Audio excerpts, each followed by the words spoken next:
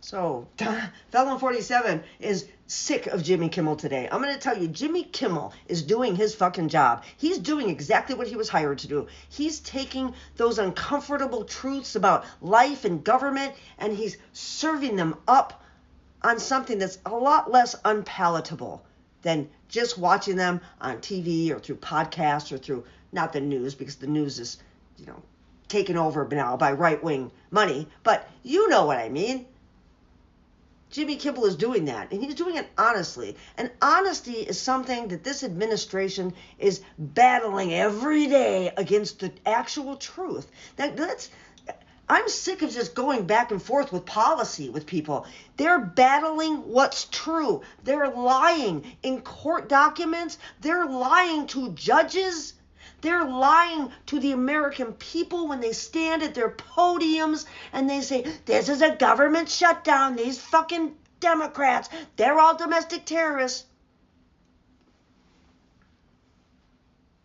Yeah, they're lying every day. And this man is saying things like this.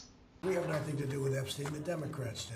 All of his friends were Democrats. Bill Clinton, they went to his island all the time, and many others, all Democrats. That's right. All his friends were Democrats. All his friends were Democrats, including this one. That right there, yeah. That's when he was a Democrat. Look at all the smiles. This photo is everything you need to know about Donald Trump in one shot. There's no evidence, by the way, that Bill Clinton has ever been to Epstein Island. Every one of Jeffrey Epstein's emails, or even one, says Clinton was never, ever there. Never. And there's no evidence Trump was on the island either. But the emails between Epstein and Ghislaine Maxwell very clearly say Trump spent hours with one of Epstein's victims, who is now deceased. But don't let that distract you from the Donald Trump version of this story.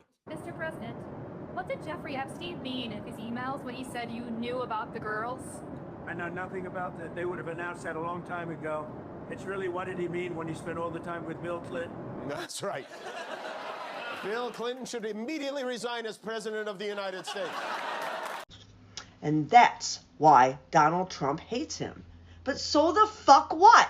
What's free speech if it's not free for everybody?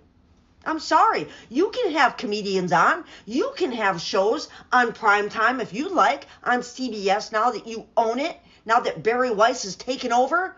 Zionist Barry Weiss. You can have any kind of comedy show you want now on CBS to compete with the comedy shows that already exist. The whole construct of comedy is irony, but it's based on truth, not on lies. So when we have a whole administration whose whole battle is with the truth, is with honesty, actual truth. These people now are standing at the podiums and lying, just making shit up out of whole cloth.